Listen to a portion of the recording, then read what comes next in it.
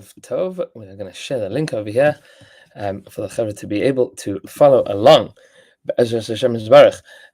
Today, well, this evening, today was the fourth day of the month of Elul, and we are finishing up the first parak of Maseches Pesachim.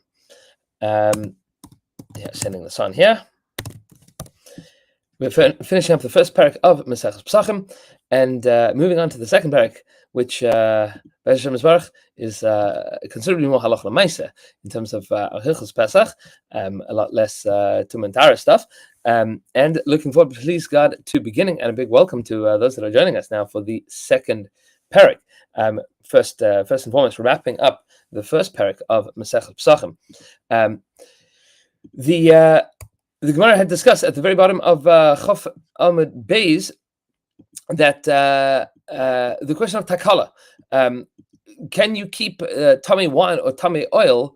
Can you keep it around to use for things that are not eating and drinking purposes? To use it for ziluf, for sprinkling around your house to smell nice, in case of the wine, or to use it for shrefa, to burn it, to use it as fuel in terms of the oil. And we had said that that this whole idea of takala, of being concerned that maybe somebody is going to use it for eating and drinking, if you keep it around, and therefore you have to get rid of it. So that is Machlokes Tanaim. 4 lines from the bottom of Chaf Amud Beis says the Gemara as follows. Takala atzma tanoihi. Takala, the idea of takala is Machlokes Tanaim. The Tanya, we have a brisa that says as follows: Chavish shel yain. If you have a barrel of wine, shel truma, it is truma wine. Shenit meis and it became tummy. Beishamai is of the opinion tishafeich chaval. You have to chuck it out all at once. Meaning the moment that it becomes tummy, dump it. Beis Hillel tells you no. If you can use it to sprinkle around, to use as perfume for your house. Amar Rabbi Yishmael, Rabbi Yossi, he says, Rabbi Yishmael the son of Rabbi Yossi, Ani achriya, I will make a compromise. I will make a determination, a compromise between the shittas of Beis Shammai and Beis Hillel. What's the compromise? Besade, if it is in the field, tishavei chaval, that's where you should dump it out. Babayis, but if it happens in the house, tasezilov, that's when you could sprinkle it around. What's the rationale behind that? Is that if it's in your house, you can mark it. You can say, okay, this barrel is a barrel that is only going to be used for ziluf. We're not drinking from it. But if it's in the field, so it's probably with everything else that's coming into the house, you're going to get confused. You're going to lose it. Nobody's going to know exactly what it is, or where it's coming from, or what its purpose is, and therefore you have to spell it out. Says the Gemara, those that say no, that the way to fix the problem is that to make a compromise between the shittas is bechadash. If you're talking about a new barrel of wine, that which cannot be used right now for perfuming your house, so tishavei chaval, that's where you have to dump the whole thing out.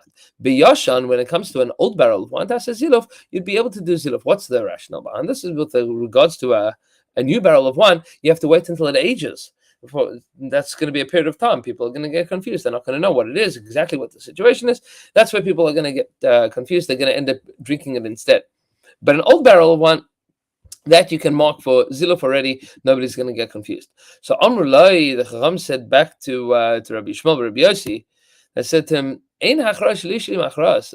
That is not called a hachras lishi. You are not making a compromise. You know why you're not making a compromise? Because neither Beis Shammai nor Beis Hillel told you what the rationale was behind their shittas. You're inventing what you think that they're talking about. But who says that that's what they were talking about? You are trying to figure out some compromise between Beis Shammai and Beis Hillel. You don't know what they were saying. They didn't tell you what their rationale was. Meaning, you're not saying, I'm going to take a little bit of this sheet and a little bit of that sheet. You have your own brand new sheet. That's not called a hachras lishi. So, and therefore, this might not be a machlokes tanaim with regards to the issue of takala.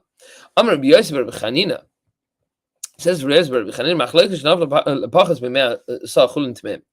The machlokes that we had with between Rabbi Eliezer and Rabbi Yeshua, with regards to the chavet that broke and that's dripping into the chavis of truma that's dripping into the chulin tmeim. So the machlokes is shenaflu lepachas mimea sal chulin tmeim. That would only be in a case that it is falling into, that the truma stuff is falling into something which is less than 100 times the size of that which is falling in. Why? Because the halacha is, with regards to, in general, isuv heter. So if I have a little bit of fleishiks that falls into a big thing of milchiks, so if there's 60 against it, it's going to be bottom. 60 against is going to be batal. When it comes to truma, you don't need 60, you need 100. You need 100 times more in order for it to be batal. So says Rabbi Yosef Rabbi Chanina, the machlokes is only if there is less than 100 times chulin to truma. Aval nafla meh, but if it's falling into something that's 100 times larger, nafla meh chulin tmeim, divrei hakol terevit titame.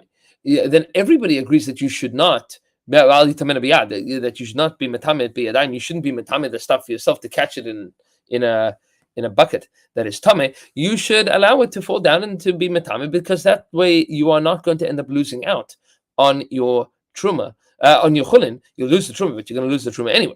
But don't make the truma tame yourself, because once it drops in, then it's going to be batal. You're going to be able to use the chulin at the bottom either which way. Tanya Nami Hach, we have a brisa that supports this as well. If you have a bucket, that barrel that broke at the top shelf, and underneath it is 100 times chulin tmeim. Rabbi Eliezer agrees to Rabbi Yeshua. Rabbi Eliezer agrees to Rabbi Yeshua that if you can save one revius, then you should save it. And if not, then it should go down and become tamei, but you should not be metamed biyadayim. So the Gemara now challenges, hold on a second, this price doesn't make sense. What do you mean, Moed Rabbi Eliezer, Rabbi Yeshua? Rabbi Eliezer is the one that's machmir here. What do you mean he agrees to Rabbi Yeshua? So says the Gemara, hi, Moed Rabbi Eliezer, Rabbi Yeshua, Moed Rabbi Yeshua, Rabbi Eliezer. Yeah, you should say Rabbi Yeshua agrees to Rabbi Eliezer. Rabbi Yeshua agrees to Rabbi Eliezer that you should not, that if you are that if you can be matzel it, you should be matzel, even though it's going to be dripping down and it's not going to be matami, it's not going to be iser the chulin. Says the Gemara, no. Amar Rava ipuch. No, that's opposite. Quite the brisa the other way around. Rav Huna bereid Rabbi Yeshua, Rav Huna the son of Rabbi Yeshua said, no, you don't have to switch it around. What are we talking about here? You have a kli that is, the inside of the kli is tahar, v'gaboy tameh, but the outside of the kli is tameh. What might you have said in such a situation? Nigzar, maybe Rabbi Eliezer would make a gzera, dilmanaga gaba b'truma, that your kli that is on the outside tameh and on the inside is tahar. You're going to use that to catch the truma tahar that's falling. Maybe it's going to touch the outside, and you're going to maybe end up being matami yadayin.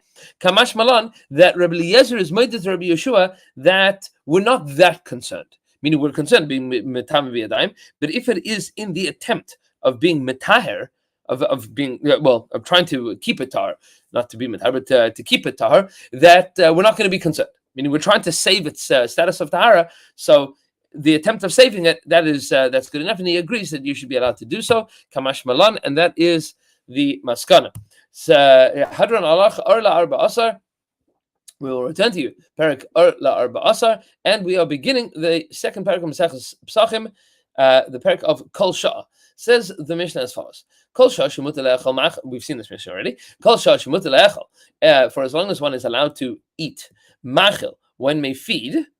We're talking about the chametz. Lebehema, to one's animal. Lechaya, to a wild animal. That's a non-domesticated animal. V'la'ofes, and the birds. And you're also allowed to sell it to a non-Jew. And you are allowed to benefit from it as well. So that is for all the time that you are allowed to eat it, you can do whatever you want with it. Once the time period has moved on, it is now forbidden for you to get any benefit from it. And you also can't use it as fuel, meaning you can't get any hana from it. You can't put it into an oven and burn it for the sake of heating up your oven. Rabbi Yehuda says, that the only way to get rid of chametz is to burn it. That's the chiv. You have to get rid of it by burning. You can break it up and scatter it in the wind, or you can throw it into the sea. And we will see more of that later. Says the Gemara as follows: Kol sha'ah. For as long as you're allowed to eat it, you can feed it. So it sounds like, what's the inverse of that? anytime that you are not allowed to eat it, you are also not allowed to feed it to anything else. Then it's a giveaway that this Mishnah is not the opinion of Rabbi Yehuda. Di'ira Rabbi Yehuda, because if this is the opinion of Rabbi Yehuda,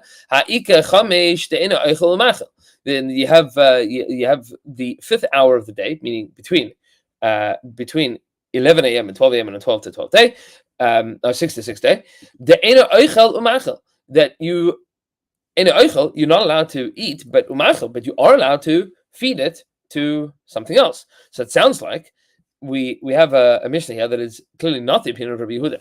Ditnan, because we taught in the Mishnah, Rabbi Meir tells us Rabbi Meir says that you can eat all the fifth hour and burn at the beginning of the sixth hour. Sorry, that's from the beginning of the sixth hour at 11 o'clock. You have to burn it, but you can eat from 10 o'clock to 11 o'clock.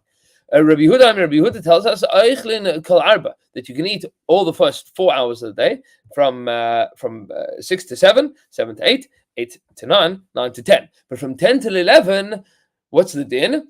Toilin kol chamesh. That's the fifth hour of the day. You toilet. You hold on to it for serving and you only burn at the beginning of the 6th hour, meaning from 10 a.m. to 11 a.m. There's no eating, there's no burning, there's no nothing. And that's where we saw the practice at the end of the Beis Hamikdash of the two loaves that would take one, and then everybody would know that they had to stop eating. They would take away the other one, and everybody would stop burning. Ve'elamai. So whose opinion is this Mishnah? If it's not the opinion of Rabbi Yehuda, Rabbi Meir, this must be the opinion of Rabbi Meir. Says the Gemara, "Hi, kol sha'ash machel machel, kol sha'ash oichel." What's the problem here? Is that what do you mean kol sha'ash mutar le'echol machel? What do you mean shemutar le'echol? Just say kol sha'ash oichel. Any hour that you are able to eat it. What do you mean that you are permitted to eat? Any hour that you're eating it. Machel, meaning the language of mutar here is a peculiarity. Why do you say that you are mutar to eat it? Says the Gemara, Amar Rabba bar Ula, says Rabba, the son of Ula, Matzanis, and Rabbi Gamliel. Our Mishnah is the opinion of Rabbi Gamliel. Ditnan, as the Mishnah taught us, Rabbi Gamliel says Chulin kol arba. Chulin are allowed to be eaten the entirety of the first 4 hours of the day. And Truma kol chamesh, and Truma is allowed to be eaten all of the fifth hour of the day from 10 until 11. And everybody has to burn at the beginning of the 6th hour at 11 a.m. V'achi kamar, and this is what we're saying. Kol shash mutar le'echol kohen b'truma. For as long as the kohen is allowed to eat truma, yishol ma'achil chulin behema, then yishol is allowed to feed his chulin to a behema. Meaning, during the fifth hour of the day, this is the opinion of Rabbi Gamliel, nobody aside from a kohen eating truma is allowed to be eating chametz. Everybody else is allowed to feed it, because we're not going to be gozer the isur achila. We go to the isur achila. We're not going to be gozer the isur no quite yet. Says the Gemara. Okay, good. Let's continue with the Mishnah. The Mishnah said, "Kol shashem mutar le'echol machel." Who do you feed it to? Behema l'chai v'la'ofus. That's to behemoths, to your domesticated animals. L'chaya, to non-domesticated animals, to wild animals. Ofus and birds. So. Why do you need to teach me this din of chaya and ofus? Says the Gemara, behema. Why do I need to say the din of behema? Sorry, behema. Behema chaya. So it says the Gemara, tzricha. You need it to eat tani behema. If you would only have taught behema, di'i mishayre chazle, because if it leaves over any chametz, you could the animals could still come back and eat their chametz. So sometimes a cow doesn't finish all of the chametz. A goat is not going to finish all of the chametz necessarily. You're going to leave it there. You could still come along and eat it. So you're going to still have benefit from it. You can be owning it. It could be even later. With regards to a wild animal, the if he hides it, if he leaves it over, he's going to hide it. So maybe that's where we would say that it is also you cannot feed it to a chai, you can't feed it to a wild animal, because that wild animal is going to hide it somewhere. The behemoth is going to finish eating it. He knows where it is. He leaves it over. So you might end up owning it for another hour, 2 hours, but he's going to come back and he's going to eat it. When it comes to, we'll see the flip side of that in a moment. When it comes to a chaya, maybe you'd be concerned that he's going to hide it and you'll only find it 5 days later. If only taught chaya, so it says mishum the mishara mias mitzana. If he hides it, if he leaves it over, at least it's hidden. You're not going to be over on Bal Yaro, Bal Yamatzi. You're not going to end up necessarily owning it. You don't know that it exists. You will mevatel it. About behema, when it comes to an animal that is domesticated, so the animal's going to leave behind, and you're not going to think to be mevatel that chametz. And now you're going to end up owning it. Says the Gemara, Ema lo tzricha. Therefore, Ema lo, maybe that would be usher. Sorry, with regards to behema, Ema lo, maybe you would say that it would be usher for you to feed it to the behema.